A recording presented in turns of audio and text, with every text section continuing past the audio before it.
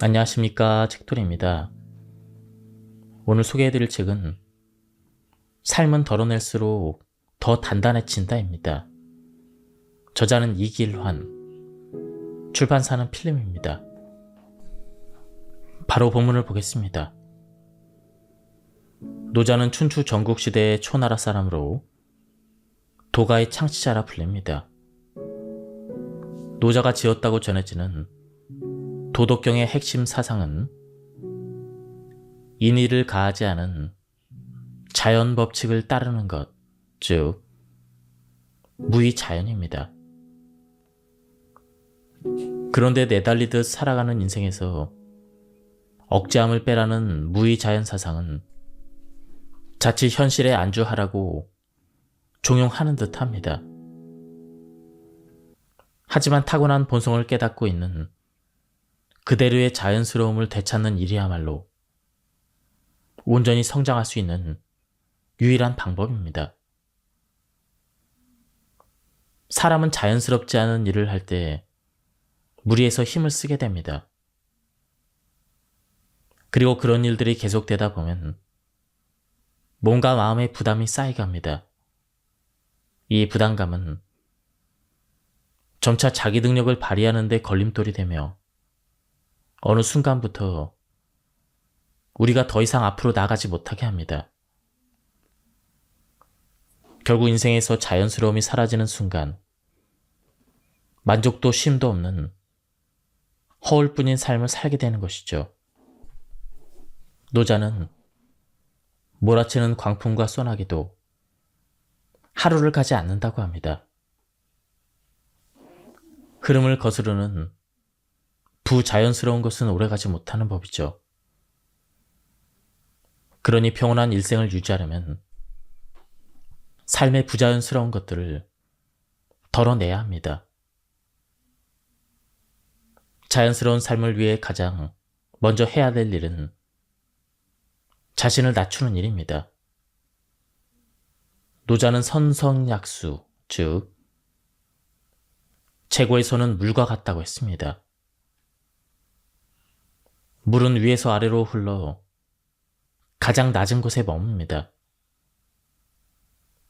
물은 막히는 길을 만나면 애둘러 가거나 잠시 고여 있다가 몸집을 키워 장애물을 넘습니다. 그렇게 물은 아래로 흐릅니다. 물처럼 자신을 가장 낮은 곳에 둬야 마음의 과한 욕심을 덜어낼 수가 있습니다. 만족을 모르는 삶은 남과 자신을 시도 때도 없이 비교하며 허상을 쫓게 만듭니다. 그러다 결국 욕심은 욕망이 되어 일상을 부자연스러운 곳에 넘기고 맙니다. 삶은 예측할 수 없는 것 투성이기 때문에 늘 불안합니다. 하지만 노자는 이런 불안한 삶을 조금 다르게 받아들입니다.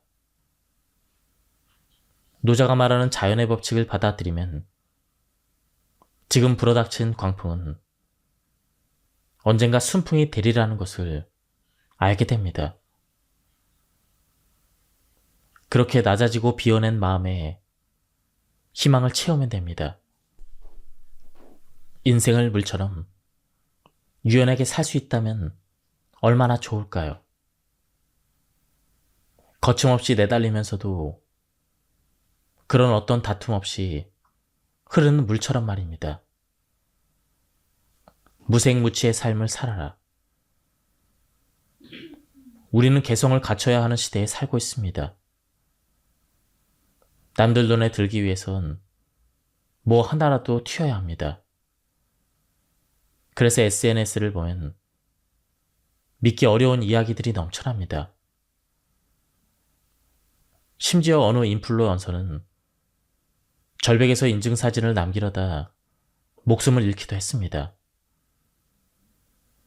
없는 개성을 억지로 만들려다 보니 이런 부자연스러운 일들이 무척이나 많이 일어납니다. 물은 무색무취입니다.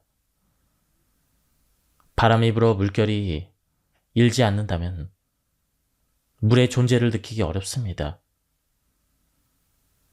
그런데도 사람들은 잔잔한 호수를 바라보며 다양한 심상을 떠올리고 심리적인 안정감을 얻습니다.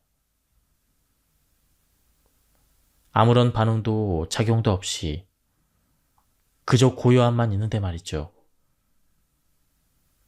결국 특별함은 별난 것이 아닌 자연스러움에 있습니다. 진정한 고급스러움은 한철 지나고 사라지는 유행이 아닙니다. 기본을 충실히 지킬 때 자연스럽게 풍기는 것이 고급스러운 것입니다. 자기에게 어울리지 않는 색을 칠하고 달콤한 향을 입힌다고 삶이 특별해지지 않습니다. 오히려 화려한 색을 지우고 자연의 향을 머금을 때 더 빛나는 존재가 되는 법입니다. 바로 무색무취의 물처럼 말이죠. 모든 흐름을 거스르게 되면 불필요한 힘이 들어갑니다. 맞바람을 뚫고 가려면 바람을 둥지고 갈 때보다 훨씬 많은 힘이 필요합니다. 물길을 거스를 때도 마찬가지입니다. 물의 흐름을 탈 때보다 몇 배는 수고스럽습니다. 일상에서도 흐름에 벗어난 일을 하게 되면 각종 마찰을 겪게 됩니다. 잘 흘러가던 일도 어우러지고 같이 일하거나 만나는 사람과도 괜히 마찰이 생깁니다. 불필요한 곳에 힘을 쏟다 보니 사소한 다툼도 해결이 쉽지 않습니다. 이처럼 한번 흐름을 거스르기 시작하면 범람하는 하천처럼 물길이 제멋대로 흐트러집니다. 우리는 보통 원하는 결과를 얻지 못할 때 억지를 부리곤 합니다. 하지만 바라던 바를 이루지 못했더라도 그동안의 한 노력이 어디로 사라지는 것은 아닙니다. 또한 무의미한 일이 되는 것도 아닙니다. 인생의 미끄럼이 되는 경험을 얻었으니 그것은 절대 실패가 아닙니다. 그러니 인생의 시련이 찾아와도 무리하게 흐름을 거스르려 하기보다는 지친 마음을 추스리고 자연스러운 흐름을 되찾는 것이 더 좋은 방법입니다. 때로는 뜨거운 태양빛으로 물이 모두 말라가기도 합니다. 하지만 괜찮습니다. 그 물은 대기에 스며들어 세상을 촉촉하게 적시는 비로 내릴 테니 말이죠. 높은 곳에서 낮은 곳으로 빈틈을 찾아 흐르는 물처럼 유연한 마음으로 살아가면 평화롭게 살 수가 있습니다. 지금은 여린 한 줄기에 불과할지라도 오롯이 흐르고 흘러가면 작은 웅덩이를 가득 채울 수가 있습니다. 그리고 거기에 또다시 한 방울이 더해진다면 나만의 물줄기를 새롭게 만들어낼 수가 있습니다. 물은 흐름을 타면 거세집니다. 장마철에 연일 내린 비로 하천의 물이 불어납니다. 작은 냇물이 불어나 흐름을 타게 되면 집채만한 바위도 쉽게 옮깁니다. 장마철 계곡을 끼고 있는 곳에서는 밤새 천둥 소리가 들리는데 그 중에 일부는 물살에 휩쓸린 바위가 서로 부딪혀 나는 소리입니다. 이렇듯 부드러운 물이 흐름을 타면 거대한 힘을 냅니다. 물처럼 사는 삶이 유약한 듯 보여도 제대로 된 흐름을 타면 거칠 것이 없습니다. 하루하루 지내는 보통의 날은 작은 물방울과 같습니다. 손가락에 얹어둔 작은 한 방울의 물은 체온에 달아올라 금세 사라집니다. 하지만 몇 방울을 더하면 손에 묻은 먼지를 지울 수가 있습니다. 그리고 몇 방울을 더하면 갈증을 해소할 수 있을 한 모금의 물이 됩니다. 그렇게 조금씩 물방울을 더하면 작은 냇물이, 하천이, 강이, 드넓은 바다가 됩니다. 결국 인생의 흐름을 만들기 위해서는 보통의 날들을 잘 살아야 합니다. 한 달 중에 잘 걷고, 잘 먹고, 잘 자는 날이 얼마나 될까요? 곰곰이 생각해보니 그리 많지 않습니다. 충분히 걸어서 갈 만한 마트까지 꼬박꼬박 승용차를 타고 한 입만 더를 외치며 목구멍까지 음식을 밀어 넣습니다. 또한 손에서 스마트폰을 내려놓지 못하고 새벽까지 눈을 혹사시킵니다. 결국 숙면을 취하지 못해서 괴로운 아침을 맞이합니다. 이제는 잘 걷고 잘 먹고 잘 자기 위해 노력해야 합니다. 생각보다 강한 의지를 다지면서 말이죠. 그렇게 자신을 조절하기 시작하자 삶에 놀라운 변화가 일어납니다. 내딛는 한 걸음도 온전한 의지를 담을 수 있게 되고 배부른 정도를 정확하게 인지하고 있으니 더 이상 과식하지 않습니다. 또한 잠자리에 드는 과정은 숙면을 위한 기원제와도 같이 진지해집니다. 이렇게 하루를 잘 보낸다면 인생의 흐름은 거센 물결이 되어 작은 냇물이, 하천이, 강이, 드넓은 바다를 이루게 될 것입니다. 노자의 도덕경 48장에서 아무것도 하는 일이 없지만 하지 못하는 것이 없다라고 합니다. 무이란 아무것도 하는 일이 없음을 의미합니다. 그런 행위 자체가 없는데 어떻게 무언가를 이룰 수 있단 말인지 선뜻 이해가 되지 않습니다. 어떻게 보면 노자의 이 말은 삶의 무관심한 태도로 일관하라라는 뜻으로 여겨지기도 합니다.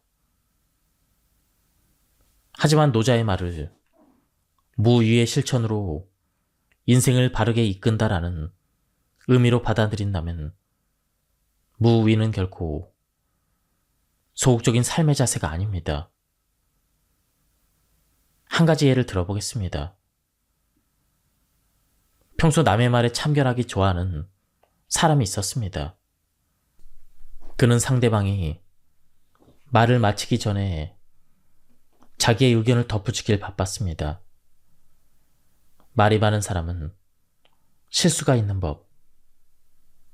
그 또한 잦은 실언으로 인간관계가 원만하지 않았습니다. 그런데도 그는 자신을 되돌아보기는커녕 또 다른 참견거리를 찾았습니다. 어느 날 주위를 돌아보니 그의 곁에는 아무도 남아있지 않았습니다. 혼자 남은 그는 지난 날을 후회하며 이렇게 말했습니다. 입은 닫고 귀는 열어야 했거늘. 누군가 이 사람에게 참견하기를 멈추라고 당부한다면 과연 그는 그럴 수 있었을까요? 아마 양손으로 입을 틀어막지 않는 한 자기도 모르게 튀어나오는 말을 막지 못했을 것입니다. 그에게 말하지 않는 무의는 절대 쉬운 일이 아닐 것입니다. 만약 그가 지금이라도 참견하고 싶은 마음을 억누르고 말을 아낀다면 그의 삶은 어떻게 흘러갈까요? 지금껏 삐걱거리던 인간관계가 물 흐르듯 자연스러워질 것입니다. 하지 않으면서 하지 못하는 것이 없다라는 것은 바로 이런 의미입니다.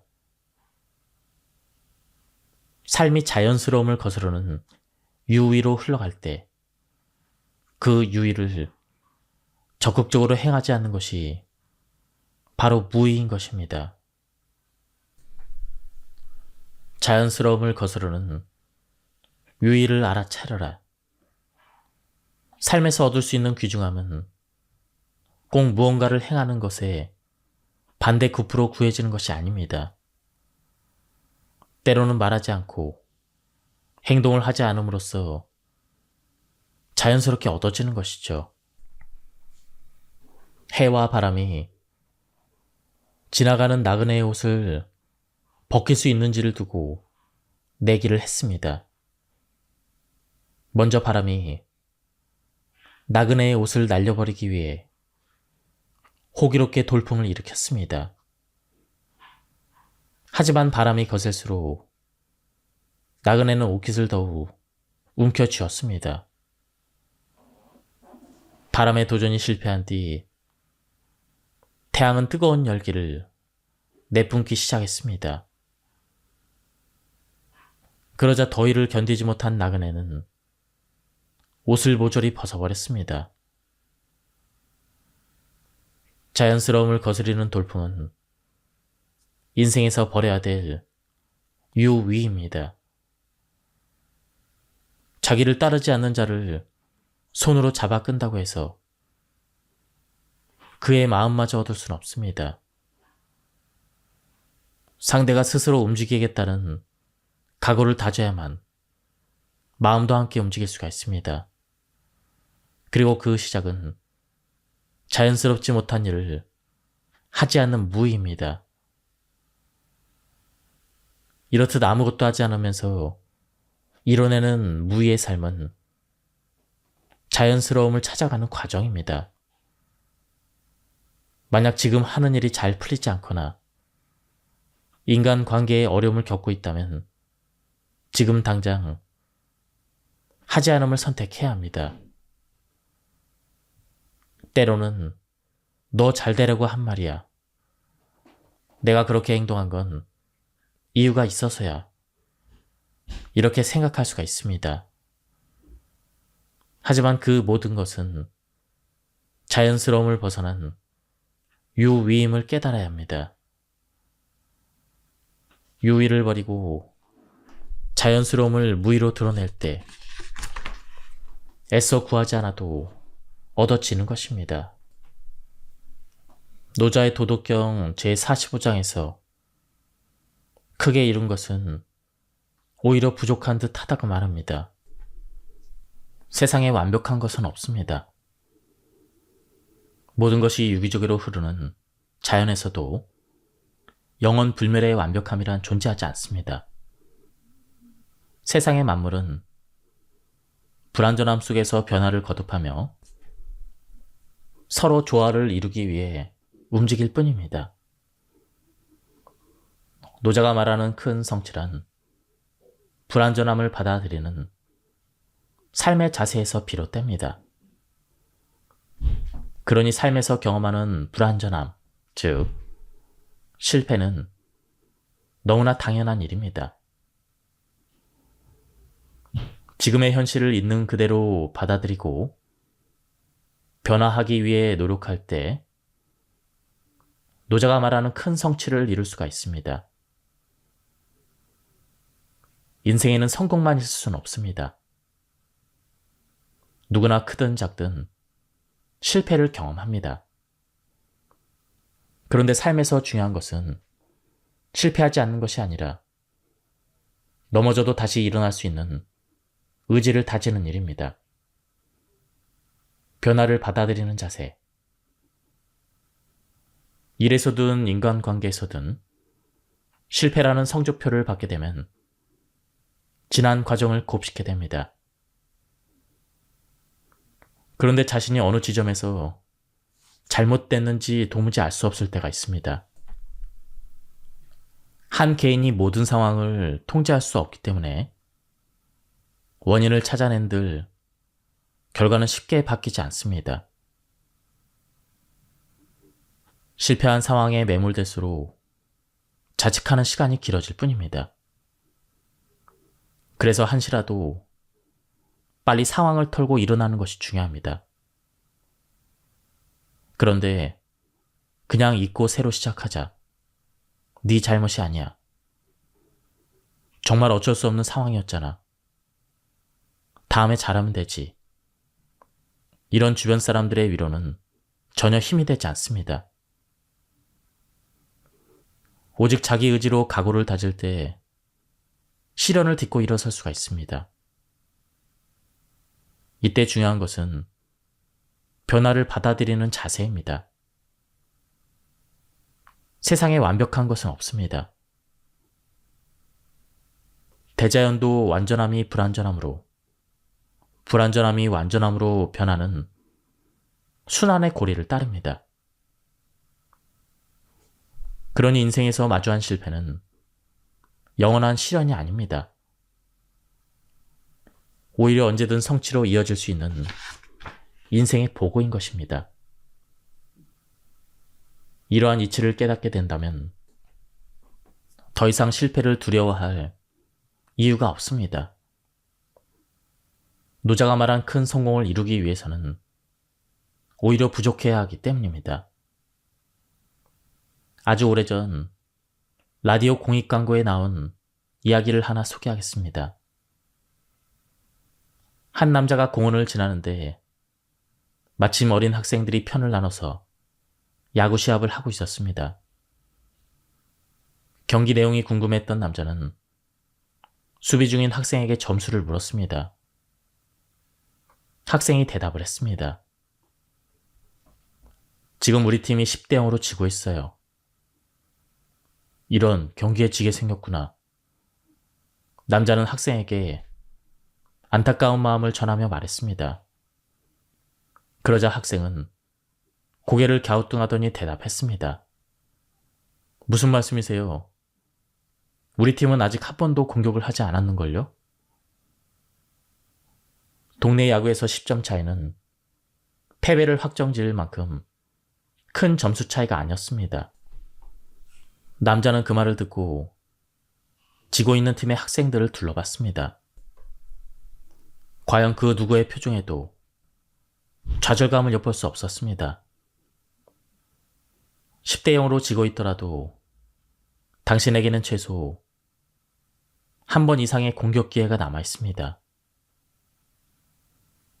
다음 기회가 없다고 단정 짓는 것은 변화의 가능성을 스스로 일축해버리는 일입니다. 그러니 변화를 받아들이고 다음 기회를 준비하는 열정으로 다시 일어서는 겁니다. 이것이 바로 실패를 대하는 가장 현명한 자세입니다. 도덕경 제23장에서 노자는 거세게 부는 바람도 아침 반나절이면 멈추고 소나기도 하루를 넘기지 않는다라고 말합니다. 그리고 이어서 천지자연조차 부자연스러운 것은 오래가지 못하니 사람도 이를 본받아 부자연스러움을 버려야 한다라고 강조하고 있습니다. 노자는 모든 것이 순리대로 흐르는 자연에서조차 광풍과 소나기는 자연스러움을 벗어난 일이라고 생각했습니다. 응축된 힘이 한순간에 폭발해 나무를 쓰러뜨리고 물길을 어지럽게 트는 것은 억지 힘이 들어간 유의에 가깝다고 여긴 것입니다. 우리는 때로는 몸에 맞지 않는 옷을 입고 살아갑니다. 원치 않은 일을 해야 될 때도 있습니다. 그럴수록 말이 많아지고 행동은 부자연스러워집니다. 그런데 사람은 천지자연이 아니기 때문에 거센 광풍과 폭우를 멈춰 세우기가 쉽지 않습니다. 그러니 우리가 할 수 있는 최선은 마음을 단단히 고쳐먹는 일입니다. 먼저 인생에 휘몰아치는 비바람을 알아차려 합니다. 요즘에는 휴가에도 잘 쉬지 못하는 사람도 많습니다. 휴가를 쉬는 시간으로 여기지 않기도 하며 오히려 휴가 동안 아무것도 하지 않는 것을 시간 낭비라고 생각하는 경우도 덜어 있습니다. 그래서 무리한 일정으로 해외에 여행을 떠나기도 하고 매일 빈틈없이 친구들을 만나고 미뤄두었던 드라마를 몰아보며 휴가를 꽉꽉 채워 보냅니다. 그런데 삶에 멈춤이 없으면 휘몰아치는 비바람을 느낄 수 없습니다. 잠시 단 10분만이라도 눈을 감고 다음 질문을 스스로에게 던져보세요. 나의 삶은 자연스러운가? 내가 느끼는 만족은 거짓된 것이 아닌가? 마음을 잠시 돌아보면 지금 자기 인생에 어떤 비바람이 휘몰아치는지 느낄 수가 있습니다. 바쁜 일상에 회피하고 있던 문제들이 떠오를 것입니다.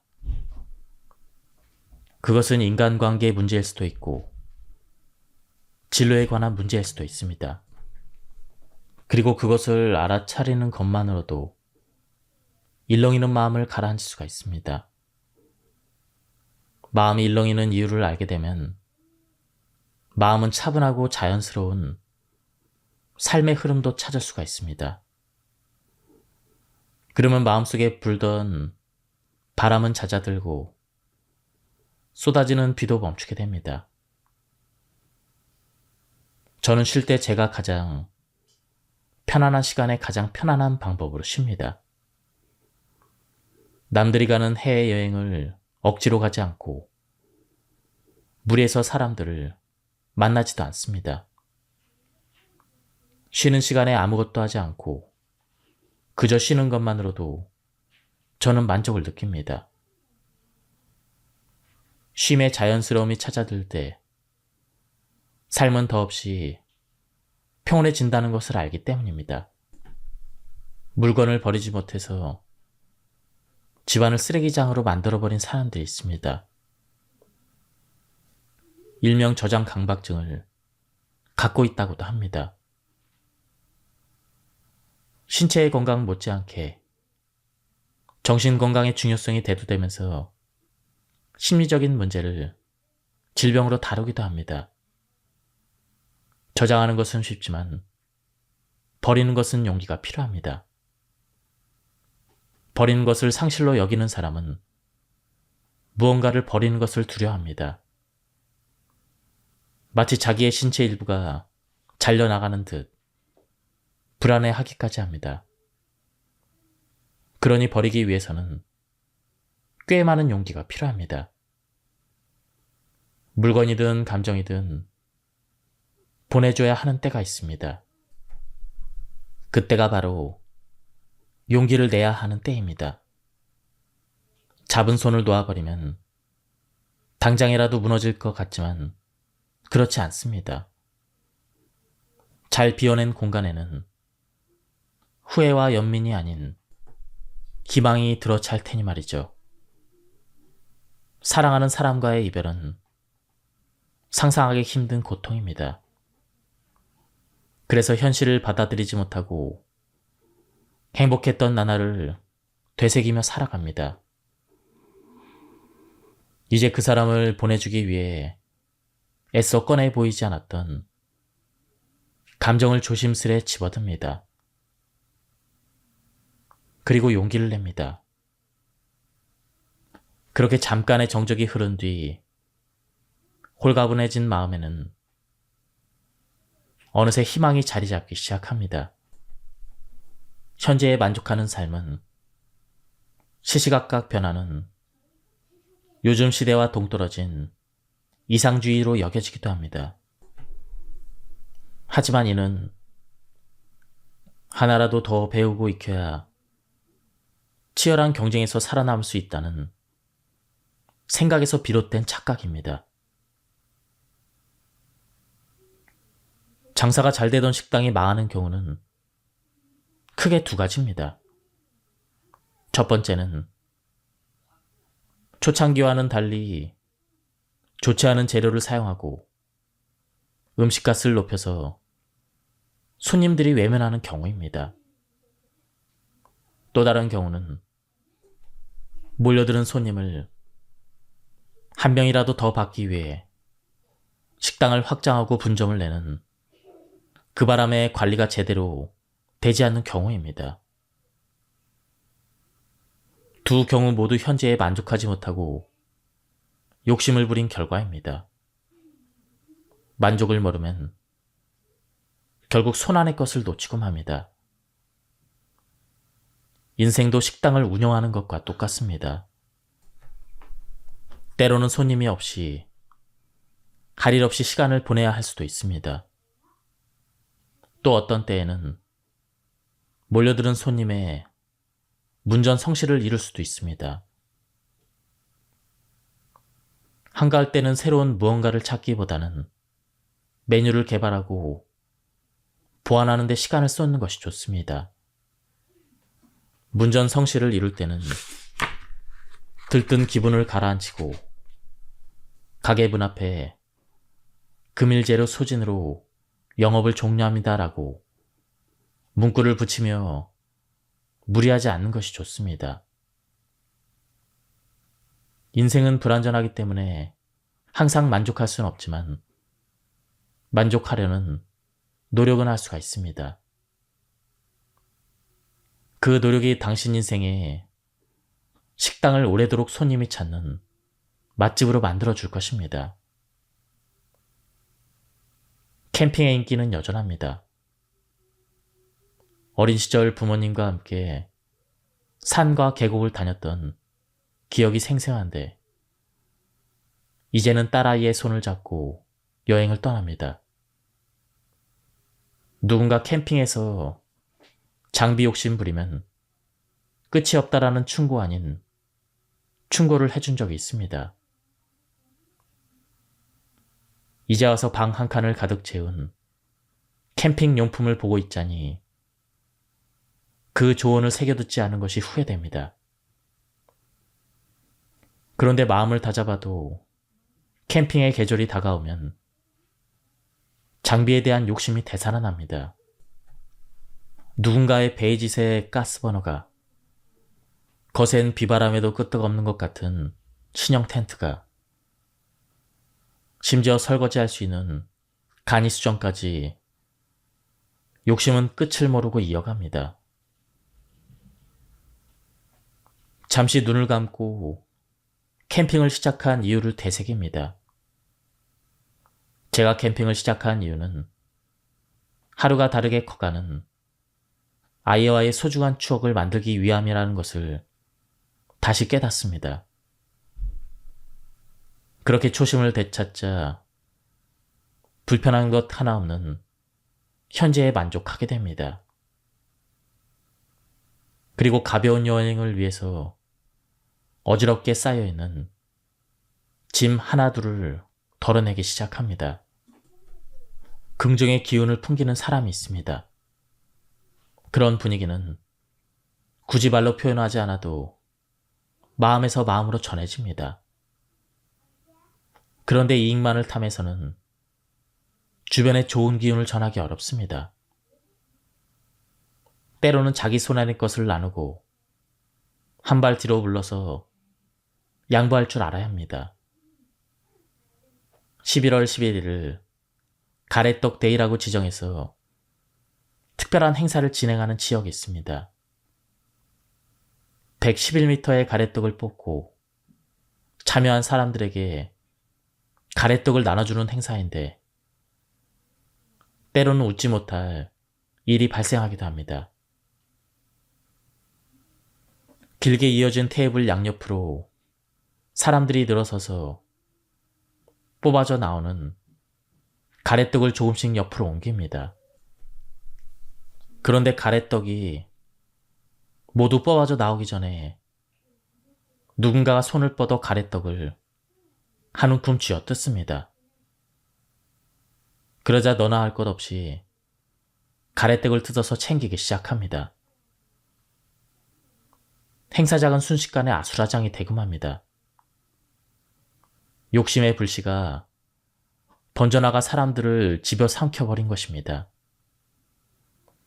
뒤늦게 정신을 차린 사람들은 주머니 속에 묵혀놓은 가래떡이 한 사람이 다 먹지 못할 만큼 많다는 것을 깨달았습니다. 생각 없이 살다가는 옆 사람의 욕심이 나에게 전해집니다. 그리고 자기 마음에 피어난 욕심은 또 다른 누군가에게로 전해집니다. 그렇게 끝을 모르게 번지는 욕심은 결국 다 먹지도 못할 가래떡을 한가득 챙기게 만듭니다. 만약 무언가를 갖고 싶다는 마음이 든다면 혹시 그 마음이 누군가로부터 번진 욕심은 아닌지 잘 들여다 봐야 합니다. 손에 쥘 가래떡은 내가 먹을 만큼의 양, 그 정도가 딱 좋습니다. 노자는 아름다움은 추함이 있게 존재하고 긴 것은 짧은 것에 빗대어 존재하며 높은 것은 낮은 것이 있기 때문에 존재한다고 보았습니다. 화와 복도 이와 같은 이치인 것입니다. 그러니 한 사람의 삶에는 절대적 불행도 절대적 행복도 없다는 것을 깨달아야 합니다. 예전 TV에서 이런 내용의 프로그램이 있었습니다. 가난한 젊은 남자가 있었습니다. 제대로 먹고 자고 입지 못했던 그는 악착같이 돈을 모으기 시작했습니다. 그의 소원은 오로지 부자가 되는 것이었습니다.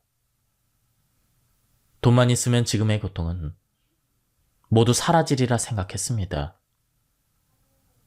시간이 지나 어느 정도 돈이 모이자 그는 작은 식당 하나를 열었습니다. 남자는 식당을 성실하게 운영했습니다. 새로운 메뉴를 개발하고 손님들의 작은 의견에도 귀를 기울였습니다. 그렇게 조금씩 입소문을 타기 시작하자 식당에는 손님이 넘쳐났습니다. 남자는 늘어나는 수입에 행복했습니다. 가난했던 젊은 날의 고통을 온전하게 보상받는 기분이었습니다. 몇 달 몇 년이 지나가도 식당은 손님들로 북적였습니다. 남자는 하루도 쉬지 않고 식당 일에 매달렸습니다. 열심히 일하는 만큼 통장에는 돈이 쌓여갔습니다. 그런데 남자의 행복은 그리 오래가지 않았습니다. 너무 열심히 일하던 그는 그만 뇌출혈로 쓰러지고 말았습니다. 젊은 시절 남자는 가난해서 고통스러웠습니다. 운영하던 식당이 잘 될 때는 더할 나위 없이 행복했습니다. 그리고 몸이 상한 뒤 또다시 불행해졌습니다. 이렇듯 인생에는 불행과 행복이 공존합니다. 그래서 우리는 인생지사 세옹지마, 말을 얻고 이름에 일이 일비하지 않는 노인의 지혜를 배워야 합니다. 행복과 불행은 동전의 양면입니다. 프리랜서는 한 직장에 매여 있지 않아 자유롭습니다. 남들이 복잡한 지하철을 타고 출근할 때 브런치 카페에 들러 여유를 즐길 수가 있습니다. 하지만 고정된 수입이 없어서 수시로 통장 잔액을 확인하며 일거리를 찾아 나서야 합니다. 자유로워서 행복하지만 자유로워서 불행합니다. 이처럼 행복과 불행은 동전의 양면과 같습니다. 동전이라는 하나의 상황을 두고 앞면과 뒷면을 오가며 행복이 불행으로, 불행이 행복으로 바뀌는 것입니다. 처음 이야기에서 남자는 불행이 행복으로, 행복이 불행으로 바뀌는 삶을 경험했습니다. 그런데 사실 남자에게는 모든 순간 행복과 불행이 함께 했습니다. 상황마다 동전을 어떤 면으로 두는가에 따라 삶은 행복이 되기도 하고 불행이 되기도 하는 것입니다. 다시 이야기 속의 남자의 일생을 되돌아봅시다. 젊은 날 남자는 돈이 없어서 불행했지만 높은 산도 단숨에 오를 수 있을 만큼 건강해서 행복했습니다. 장사가 잘 될 땐 많은 돈을 만질 수 있어서 행복했지만 주변의 소중한 사람을 챙길 수 없어서 불행했습니다. 힘든 재활 치료를 이어갈 때는 예전의 모습으로 돌아가지 못할 거라는 불안감에 고통스러웠지만 생애 처음으로 가족과 진솔한 대화를 나눌 수 있어서 행복했습니다. 고통으로 점철된 불행한 삶에도 반드시 행복이 있습니다. 불행을 행복으로 바꾸는 일은 엄지와 검지를 들어 동전을 뒤집는 일입니다. 동전을 절대로 뒤집을 수 없다고 여기는 그 마음이 가벼운 동전을 천근처럼 느껴지게 만드는 것입니다. 당신의 행복과 불행이 새겨진 동전은 자기 의지로 언제든 뒤집을 수 있음을 깨달아야 합니다. 그렇습니다. 자기 손에 쥐어진 동전을 뒤집을 수 있는 사람은 오로지 자신뿐입니다. 지금까지 이 책에 대한 리뷰를 모두 마쳤습니다. 이 책은 노자의 사상을 쓴 책 중에서도 가독성이 굉장히 좋았습니다. 저자는 나눔 서재라는 유튜브 채널을 운영하고 계신데요. 시간이 되시면 한번 들러서 유튜브를 한번 들어보시는 것도 괜찮을 것 같습니다. 그리고 책도 한번 구해서 읽어보실 것을 추천드립니다. 여기서 리뷰를 마치도록 하겠습니다. 감사합니다. 안녕하십니까, 책돌이입니다. 오늘 소개해드릴 책은 삶은 덜어낼수록 더 단단해진다입니다. 저자는 이길환, 출판사는 필름입니다. 바로 본문을 보겠습니다. 노자는 춘추 전국시대의 초나라 사람으로 도가의 창시자라 불립니다. 노자가 지었다고 전해지는 도덕경의 핵심 사상은 인의를 가하지 않은 자연 법칙을 따르는 것, 즉 무의자연입니다. 그런데 내달리듯 살아가는 인생에서 억제함을 빼라는 무의자연 사상은 자칫 현실에 안주하라고 종용하는 듯 합니다. 하지만 타고난 본성을 깨닫고 있는 그대로의 자연스러움을 되찾는 일이야말로 온전히 성장할 수 있는 유일한 방법입니다. 사람은 자연스럽지 않은 일을 할 때 무리해서 힘을 쓰게 됩니다. 그리고 그런 일들이 계속되다 보면 몸과 마음의 부담이 쌓이게 합니다. 이 부담감은 점차 자기 능력을 발휘하는 데 걸림돌이 되며 어느 순간부터 우리가 더 이상 앞으로 나가지 못하게 합니다.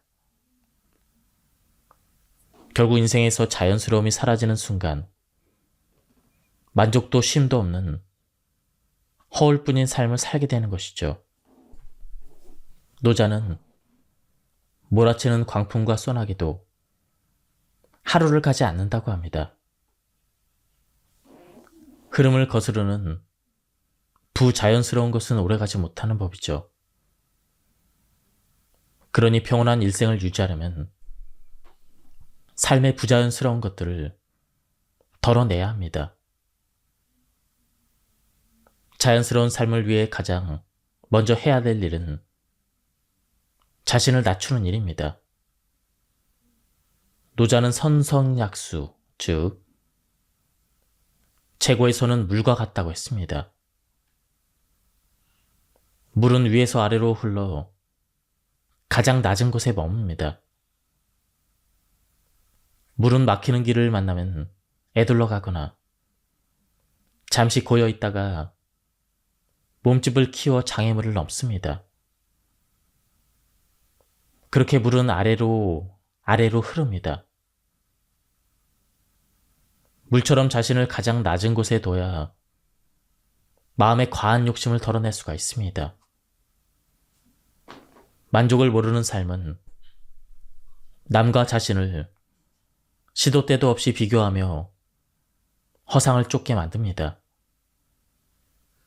그러다 결국 욕심은 욕망이 되어 일상을 부자연스러운 것에 넘기고 맙니다. 삶은 예측할 수 없는 것 투성이기 때문에 늘 불안합니다. 하지만 노자는 이런 불안한 삶을 조금 다르게 받아들입니다.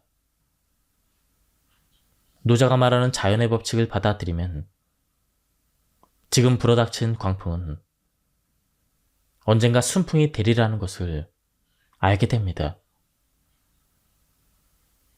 그렇게 낮아지고 비워낸 마음에 희망을 채우면 됩니다. 인생을 물처럼 유연하게 살 수 있다면 얼마나 좋을까요? 거침없이 내달리면서도 그런 어떤 다툼 없이 흐르는 물처럼 말입니다. 무색무취의 삶을 살아라. 우리는 개성을 갖춰야 하는 시대에 살고 있습니다. 남들 눈에 들기 위해선 뭐 하나라도 튀어야 합니다. 그래서 SNS를 보면 믿기 어려운 이야기들이 넘쳐납니다. 심지어 어느 인플루언서는 절벽에서 인증사진을 남기려다 목숨을 잃기도 했습니다.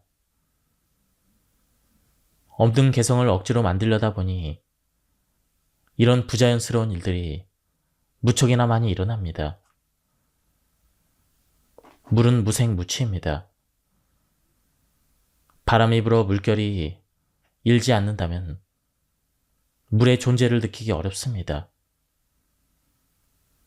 그런데도 사람들은 잔잔한 호수를 바라보며 다양한 심상을 떠올리고 심리적인 안정감을 얻습니다. 아무런 반응도 작용도 없이 그저 고요함만 있는데 말이죠. 결국 특별함은 별난 것이 아닌 자연스러움에 있습니다. 진정한 고급스러움은 한철 지나고 사라지는 유행이 아닙니다. 기본을 충실히 지킬 때 자연스럽게 풍기는 것이 고급스러운 것입니다. 자기에게 어울리지 않는 색을 칠하고 달콤한 향을 입힌다고 삶이 특별해지지 않습니다. 오히려 화려한 색을 지우고 자연의 향을 머금을 때 더 빛나는 존재가 되는 법입니다. 바로 무색무취의 물처럼 말이죠. 모든 흐름을 거스르게 되면 불필요한 힘이 들어갑니다. 맞바람을 뚫고 가려면 바람을 둥지고 갈 때보다 훨씬 많은 힘이 필요합니다. 물길을 거스를 때도 마찬가지입니다. 물의 흐름을 탈 때보다 몇 배는 수고스럽습니다. 일상에서도 흐름에 벗어난 일을 하게 되면 각종 마찰을 겪게 됩니다. 잘 흘러가던 일도 어우러지고 같이 일하거나 만나는 사람과도 괜히 마찰이 생깁니다. 불필요한 곳에 힘을 쏟다 보니 사소한 다툼도 해결이 쉽지 않습니다. 이처럼 한번 흐름을 거스르기 시작하면 범람하는 하천처럼 물길이 제멋대로 흐트러집니다. 우리는 보통 원하는 결과를 얻지 못할 때 억지를 부리곤 합니다. 하지만 바라던 바를 이루지 못했더라도 그동안의 한 노력이 어디로 사라지는 것은 아닙니다. 또한 무의미한 일이 되는 것도 아닙니다. 인생의 미끄럼이 되는 경험을 얻었으니 그것은 절대 실패가 아닙니다. 그러니 인생의 시련이 찾아와도 무리하게 흐름을 거스르려 하기보다는 지친 마음을 추스리고 자연스러운 흐름을 되찾는 것이 더 좋은 방법입니다. 때로는 뜨거운 태양빛으로 물이 모두 말라가기도 합니다. 하지만 괜찮습니다. 그 물은 대기에 스며들어 세상을 촉촉하게 적시는 비로 내릴 테니 말이죠. 높은 곳에서 낮은 곳으로 빈틈을 찾아 흐르는 물처럼 유연한 마음으로 살아가면 평화롭게 살 수가 있습니다. 지금은 여린 한 줄기에 불과할지라도 오롯이 흐르고 흘러가면 작은 웅덩이를 가득 채울 수가 있습니다. 그리고 거기에 또다시 한 방울이 더해진다면 나만의 물줄기를 새롭게 만들어낼 수가 있습니다. 물은 흐름을 타면 거세집니다. 장마철에 연일 내린 비로 하천의 물이 불어납니다. 작은 냇물이 불어나 흐름을 타게 되면 집채만한 바위도 쉽게 옮깁니다. 장마철 계곡을 끼고 있는 곳에서는 밤새 천둥 소리가 들리는데 그 중에 일부는 물살에 휩쓸린 바위가 서로 부딪혀 나는 소리입니다. 이렇듯 부드러운 물이 흐름을 타면 거대한 힘을 냅니다. 물처럼 사는 삶이 유약한 듯 보여도 제대로 된 흐름을 타면 거칠 것이 없습니다. 하루하루 지내는 보통의 날은 작은 물방울과 같습니다. 손가락에 얹어둔 작은 한 방울의 물은 체온에 달아올라 금세 사라집니다. 하지만 몇 방울을 더하면 손에 묻은 먼지를 지울 수가 있습니다. 그리고 몇 방울을 더하면 갈증을 해소할 수 있을 한 모금의 물이 됩니다. 그렇게 조금씩 물방울을 더하면 작은 냇물이, 하천이, 강이, 드넓은 바다가 됩니다. 결국 인생의 흐름을 만들기 위해서는 보통의 날들을 잘 살아야 합니다. 한 달 중에 잘 걷고, 잘 먹고, 잘 자는 날이 얼마나 될까요? 곰곰이 생각해보니 그리 많지 않습니다. 충분히 걸어서 갈 만한 마트까지 꼬박꼬박 승용차를 타고 한 입만 더를 외치며 목구멍까지 음식을 밀어 넣습니다.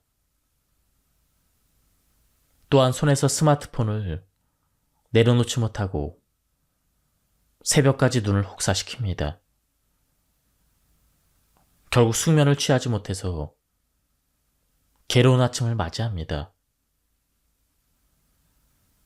이제는 잘 걷고 잘 먹고 잘 자기 위해 노력해야 합니다.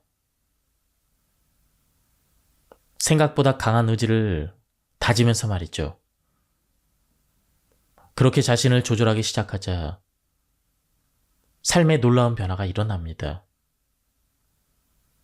내딛는 한 걸음도 온전한 의지를 담을 수 있게 되고 배부른 정도를 정확하게 인지하고 있으니 더 이상 과식하지 않습니다.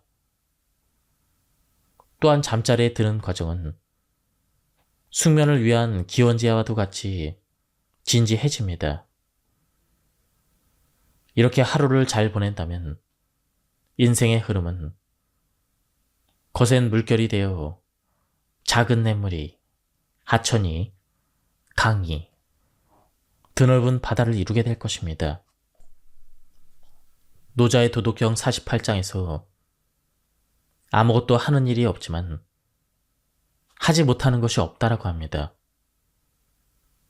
무일한 아무것도 하는 일이 없음을 의미합니다. 그런 행위 자체가 없는데 어떻게 무언가를 이룰 수 있단 말인지 선뜻 이해가 되지 않습니다.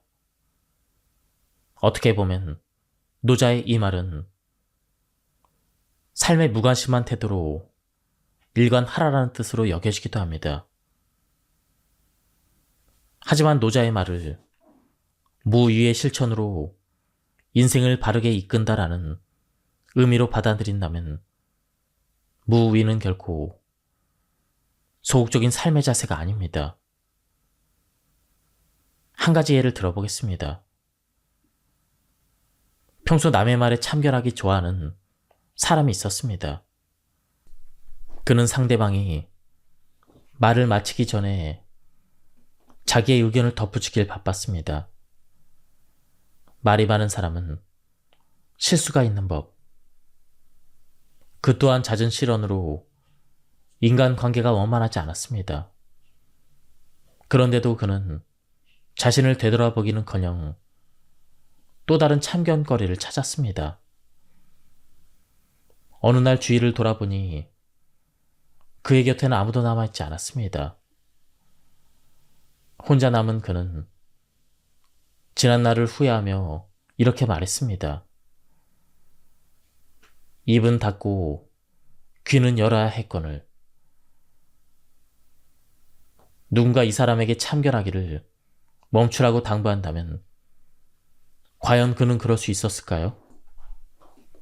아마 양손으로 입을 틀어막지 않는 한 자기도 모르게 튀어나오는 말을 막지 못했을 것입니다. 그에게 말하지 않는 무의는 절대 쉬운 일이 아닐 것입니다. 만약 그가 지금이라도 참견하고 싶은 마음을 억누르고 말을 아낀다면 그의 삶은 어떻게 흘러갈까요? 지금껏 삐걱거리던 인간관계가 물 흐르듯 자연스러워질 것입니다. 하지 않으면서 하지 못하는 것이 없다라는 것은 바로 이런 의미입니다.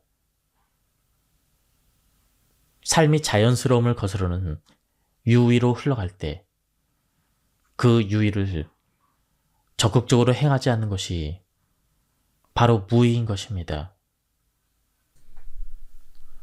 자연스러움을 거스르는 유의를 알아차려라.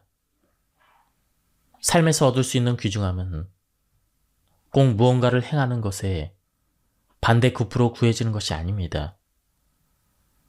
때로는 말하지 않고 행동을 하지 않음으로써 자연스럽게 얻어지는 것이죠. 해와 바람이 지나가는 나그네의 옷을 벗길 수 있는지를 두고 내기를 했습니다. 먼저 바람이 나그네의 옷을 날려버리기 위해 호기롭게 돌풍을 일으켰습니다. 하지만 바람이 거셀수록 나그네는 옷깃을 더욱 움켜쥐었습니다. 바람의 도전이 실패한 뒤 태양은 뜨거운 열기를 내뿜기 시작했습니다. 그러자 더위를 견디지 못한 나그네는 옷을 모조리 벗어버렸습니다. 자연스러움을 거스리는 돌풍은 인생에서 버려야 될 유위입니다. 자기를 따르지 않는 자를 손으로 잡아 끈다고 해서 그의 마음마저 얻을 수는 없습니다. 상대가 스스로 움직이겠다는 각오를 다져야만 마음도 함께 움직일 수가 있습니다. 그리고 그 시작은 자연스럽지 못한 일을 하지 않는 무의입니다. 이렇듯 아무것도 하지 않으면서 이뤄내는 무의의 삶은 자연스러움을 찾아가는 과정입니다. 만약 지금 하는 일이 잘 풀리지 않거나 인간관계에 어려움을 겪고 있다면 지금 당장 하지 않음을 선택해야 합니다. 때로는 너 잘 되려고 한 말이야. 내가 그렇게 행동한 건 이유가 있어서야. 이렇게 생각할 수가 있습니다. 하지만 그 모든 것은 자연스러움을 벗어난 유위임을 깨달아야 합니다. 유위를 버리고 자연스러움을 무위로 드러낼 때 애써 구하지 않아도 얻어지는 것입니다. 노자의 도덕경 제45장에서 크게 이룬 것은 오히려 부족한 듯 하다고 말합니다. 세상에 완벽한 것은 없습니다. 모든 것이 유기적으로 흐르는 자연에서도 영원 불멸의 완벽함이란 존재하지 않습니다. 세상의 만물은 불완전함 속에서 변화를 거듭하며 서로 조화를 이루기 위해 움직일 뿐입니다. 노자가 말하는 큰 성취란 불완전함을 받아들이는 삶의 자세에서 비롯됩니다. 그러니 삶에서 경험하는 불완전함, 즉 실패는 너무나 당연한 일입니다. 지금의 현실을 있는 그대로 받아들이고 변화하기 위해 노력할 때 노자가 말하는 큰 성취를 이룰 수가 있습니다. 인생에는 성공만 있을 수는 없습니다. 누구나 크든 작든 실패를 경험합니다. 그런데 삶에서 중요한 것은 실패하지 않는 것이 아니라 넘어져도 다시 일어날 수 있는 의지를 다지는 일입니다. 변화를 받아들이는 자세. 일에서든 인간관계에서든 실패라는 성적표를 받게 되면 지난 과정을 곱씹게 됩니다. 그런데 자신이 어느 지점에서 잘못됐는지 도무지 알 수 없을 때가 있습니다. 한 개인이 모든 상황을 통제할 수 없기 때문에 원인을 찾아낸들 결과는 쉽게 바뀌지 않습니다. 실패한 상황에 매몰될수록 자책하는 시간이 길어질 뿐입니다. 그래서 한시라도 빨리 상황을 털고 일어나는 것이 중요합니다. 그런데 그냥 잊고 새로 시작하자. 네 잘못이 아니야. 정말 어쩔 수 없는 상황이었잖아. 다음에 잘하면 되지. 이런 주변 사람들의 위로는 전혀 힘이 되지 않습니다. 오직 자기 의지로 각오를 다질 때 시련을 딛고 일어설 수가 있습니다. 이때 중요한 것은 변화를 받아들이는 자세입니다. 세상에 완벽한 것은 없습니다. 대자연도 완전함이 불완전함으로, 불완전함이 완전함으로 변하는 순환의 고리를 따릅니다. 그러니 인생에서 마주한 실패는 영원한 시련이 아닙니다. 오히려 언제든 성취로 이어질 수 있는 인생의 보고인 것입니다. 이러한 이치를 깨닫게 된다면 더 이상 실패를 두려워할 이유가 없습니다. 노자가 말한 큰 성공을 이루기 위해서는 오히려 부족해야 하기 때문입니다. 아주 오래전 라디오 공익 광고에 나온 이야기를 하나 소개하겠습니다. 한 남자가 공원을 지나는데 마침 어린 학생들이 편을 나눠서 야구 시합을 하고 있었습니다. 경기 내용이 궁금했던 남자는 수비 중인 학생에게 점수를 물었습니다. 학생이 대답을 했습니다. 지금 우리 팀이 10대 0으로 지고 있어요. 이런, 경기에 지게 생겼구나. 남자는 학생에게 안타까운 마음을 전하며 말했습니다. 그러자 학생은 고개를 갸우뚱하더니 대답했습니다. 무슨 말씀이세요? 우리 팀은 아직 한 번도 공격을 하지 않았는걸요? 동네 야구에서 10점 차이는 패배를 확정지을 만큼 큰 점수 차이가 아니었습니다. 남자는 그 말을 듣고 지고 있는 팀의 학생들을 둘러봤습니다. 과연 그 누구의 표정에도 좌절감을 엿볼 수 없었습니다. 10대 0으로 지고 있더라도 당신에게는 최소 한 번 이상의 공격 기회가 남아 있습니다. 다음 기회가 없다고 단정 짓는 것은 변화의 가능성을 스스로 일축해버리는 일입니다. 그러니 변화를 받아들이고 다음 기회를 준비하는 열정으로 다시 일어서는 겁니다. 이것이 바로 실패를 대하는 가장 현명한 자세입니다. 도덕경 제23장에서 노자는 거세게 부는 바람도 아침 반나절이면 멈추고 소나기도 하루를 넘기지 않는다라고 말합니다. 그리고 이어서 천지 자연조차 부자연스러운 것은 오래가지 못하니 사람도 이를 본받아 부자연스러움을 버려야 한다라고 강조하고 있습니다. 노자는 모든 것이 순리대로 흐르는 자연에서조차 광풍과 소나기는 자연스러움을 벗어난 일이라고 생각했습니다. 응축된 힘이 한순간에 폭발해 나무를 쓰러뜨리고 물길을 어지럽게 트는 것은 억지 힘이 들어간 유의에 가깝다고 여긴 것입니다. 우리는 때로는 몸에 맞지 않는 옷을 입고 살아갑니다. 원치 않은 일을 해야 될 때도 있습니다. 그럴수록 말이 많아지고 행동은 부자연스러워집니다.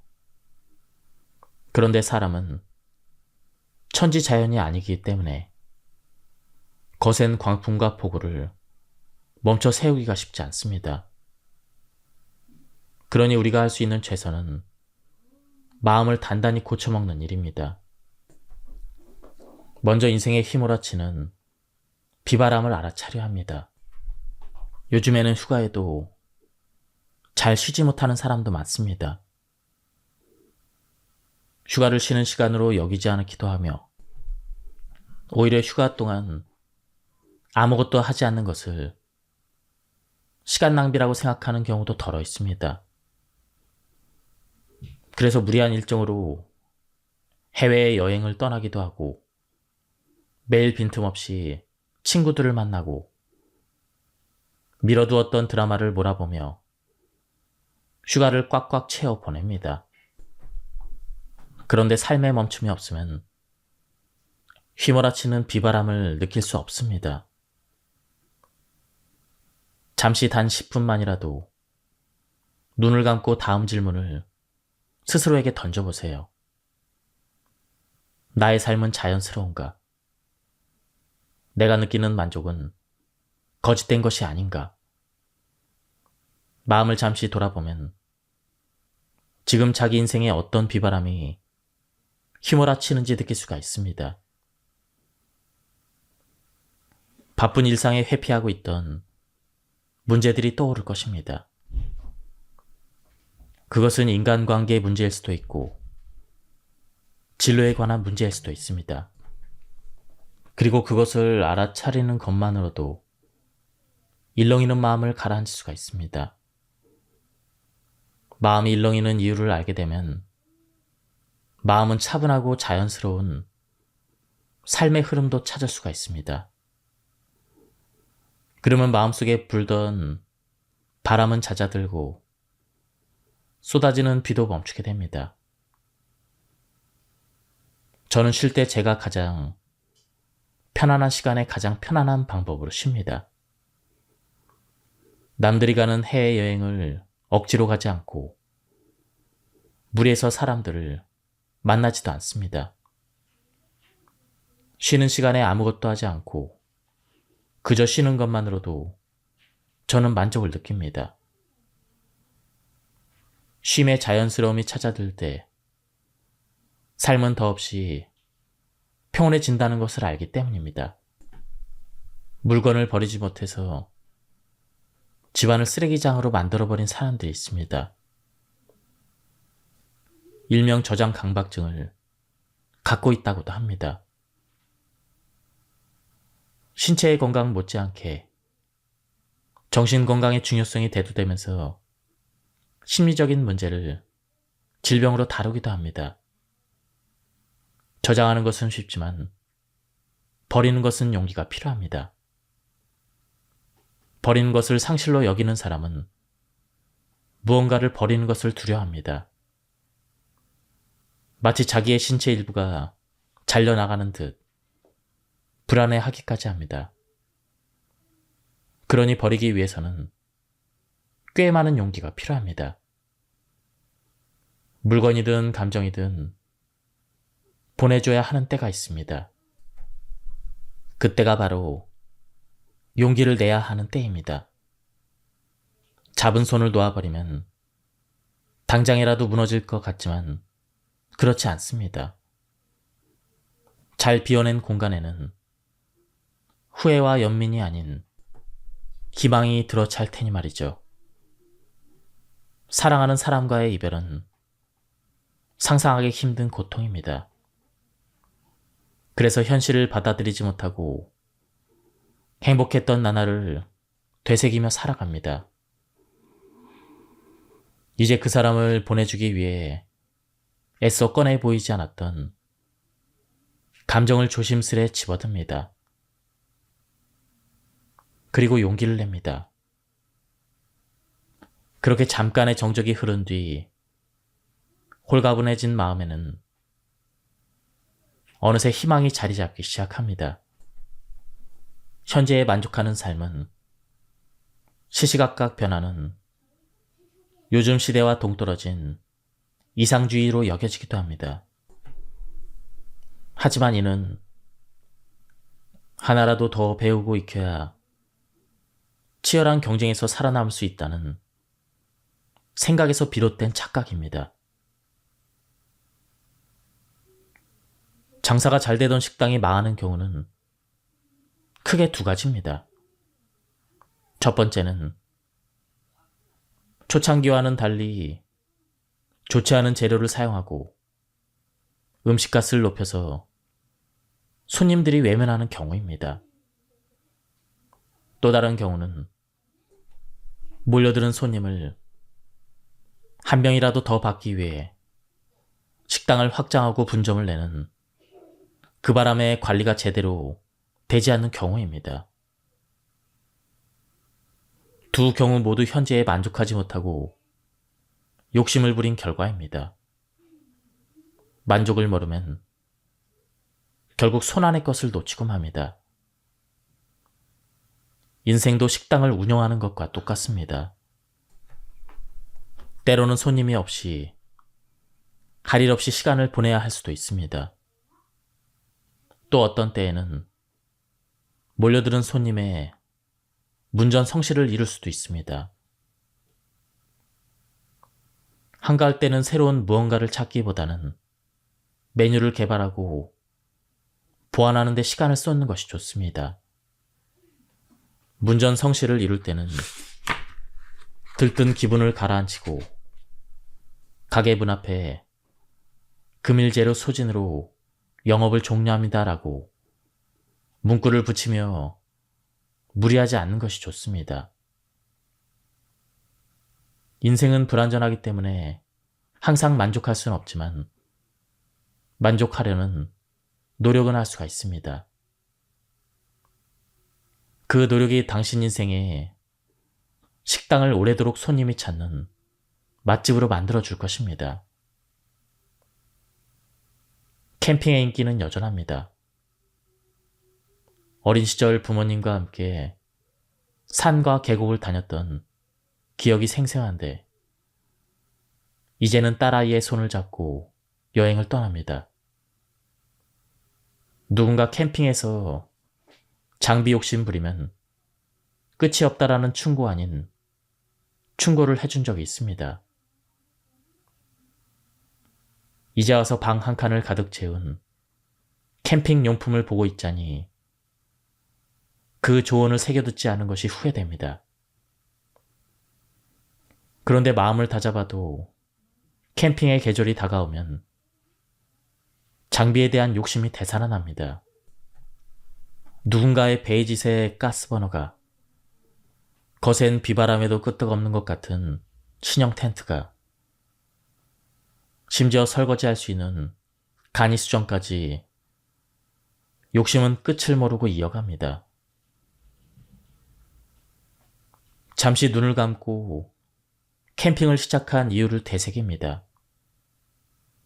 제가 캠핑을 시작한 이유는 하루가 다르게 커가는 아이와의 소중한 추억을 만들기 위함이라는 것을 다시 깨닫습니다. 그렇게 초심을 되찾자 불편한 것 하나 없는 현재에 만족하게 됩니다. 그리고 가벼운 여행을 위해서 어지럽게 쌓여있는 짐 하나 둘을 덜어내기 시작합니다. 긍정의 기운을 풍기는 사람이 있습니다. 그런 분위기는 굳이 말로 표현하지 않아도 마음에서 마음으로 전해집니다. 그런데 이익만을 탐해서는 주변에 좋은 기운을 전하기 어렵습니다. 때로는 자기 손안의 것을 나누고 한 발 뒤로 물러서 양보할 줄 알아야 합니다. 11월 11일을 가래떡 데이라고 지정해서 특별한 행사를 진행하는 지역이 있습니다. 111m의 가래떡을 뽑고 참여한 사람들에게 가래떡을 나눠주는 행사인데 때로는 웃지 못할 일이 발생하기도 합니다. 길게 이어진 테이블 양옆으로 사람들이 늘어서서 뽑아져 나오는 가래떡을 조금씩 옆으로 옮깁니다. 그런데 가래떡이 모두 뽑아져 나오기 전에 누군가가 손을 뻗어 가래떡을 한 움큼 쥐어뜯습니다. 그러자 너나 할 것 없이 가래떡을 뜯어서 챙기기 시작합니다. 행사장은 순식간에 아수라장이 대금합니다. 욕심의 불씨가 번져나가 사람들을 집어 삼켜버린 것입니다. 뒤늦게 정신을 차린 사람들은 주머니 속에 묵혀놓은 가래떡이 한 사람이 다 먹지 못할 만큼 많다는 것을 깨달았습니다. 생각 없이 살다가는 옆 사람의 욕심이 나에게 전해집니다. 그리고 자기 마음에 피어난 욕심은 또 다른 누군가에게로 전해집니다.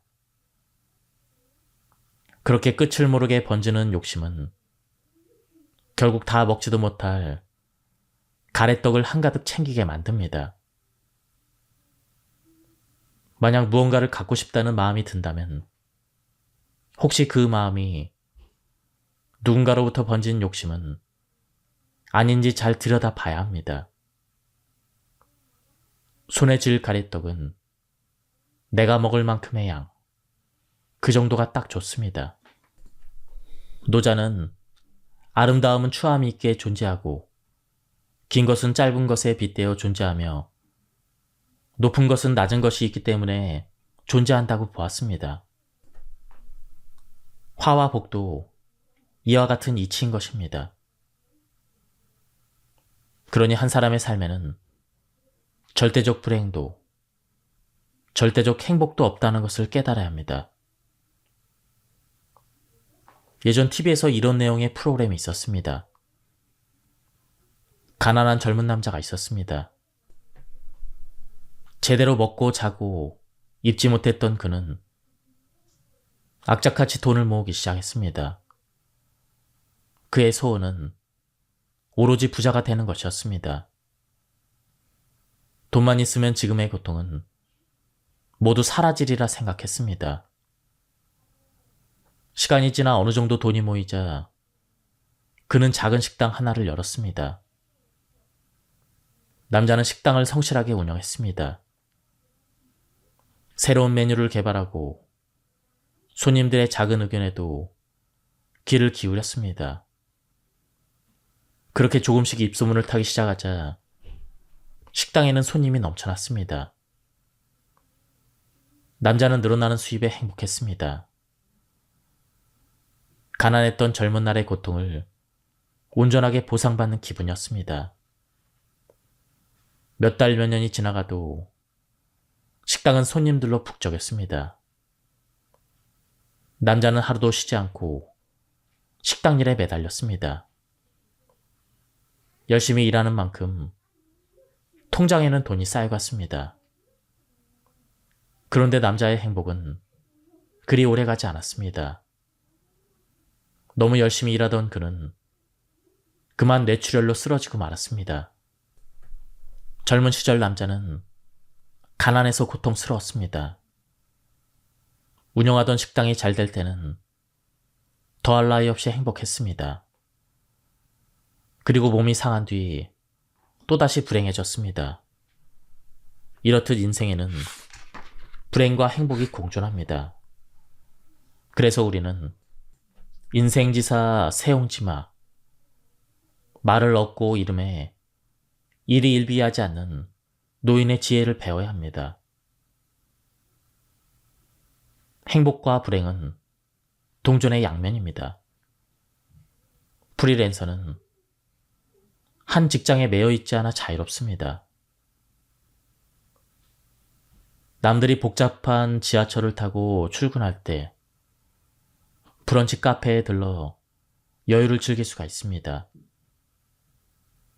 하지만 고정된 수입이 없어서 수시로 통장 잔액을 확인하며 일거리를 찾아 나서야 합니다. 자유로워서 행복하지만 자유로워서 불행합니다. 이처럼 행복과 불행은 동전의 양면과 같습니다. 동전이라는 하나의 상황을 두고 앞면과 뒷면을 오가며 행복이 불행으로, 불행이 행복으로 바뀌는 것입니다. 처음 이야기에서 남자는 불행이 행복으로, 행복이 불행으로 바뀌는 삶을 경험했습니다. 그런데 사실 남자에게는 모든 순간 행복과 불행이 함께 했습니다. 상황마다 동전을 어떤 면으로 두는가에 따라 삶은 행복이 되기도 하고 불행이 되기도 하는 것입니다. 다시 이야기 속의 남자의 일생을 되돌아봅시다. 젊은 날 남자는 돈이 없어서 불행했지만 높은 산도 단숨에 오를 수 있을 만큼 건강해서 행복했습니다. 장사가 잘 될 땐 많은 돈을 만질 수 있어서 행복했지만 주변의 소중한 사람을 챙길 수 없어서 불행했습니다. 힘든 재활 치료를 이어갈 때는 예전의 모습으로 돌아가지 못할 거라는 불안감에 고통스러웠지만 생애 처음으로 가족과 진솔한 대화를 나눌 수 있어서 행복했습니다. 고통으로 점철된 불행한 삶에도 반드시 행복이 있습니다. 불행을 행복으로 바꾸는 일은 엄지와 검지를 들어 동전을 뒤집는 일입니다. 동전을 절대로 뒤집을 수 없다고 여기는 그 마음이 가벼운 동전을 천근처럼 느껴지게 만드는 것입니다. 당신의 행복과 불행이 새겨진 동전은 자기 의지로 언제든 뒤집을 수 있음을 깨달아야 합니다. 그렇습니다. 자기 손에 쥐어진 동전을 뒤집을 수 있는 사람은 오로지 자신뿐입니다. 지금까지 이 책에 대한 리뷰를 모두 마쳤습니다. 이 책은 노자의 사상을 쓴 책 중에서도 가독성이 굉장히 좋았습니다. 저자는 나눔 서재라는 유튜브 채널을 운영하고 계신데요. 시간이 되시면 한번 들러서 유튜브를 한번 들어보시는 것도 괜찮을 것 같습니다. 그리고 책도 한번 구해서 읽어보실 것을 추천드립니다. 여기서 리뷰를 마치도록 하겠습니다. 감사합니다.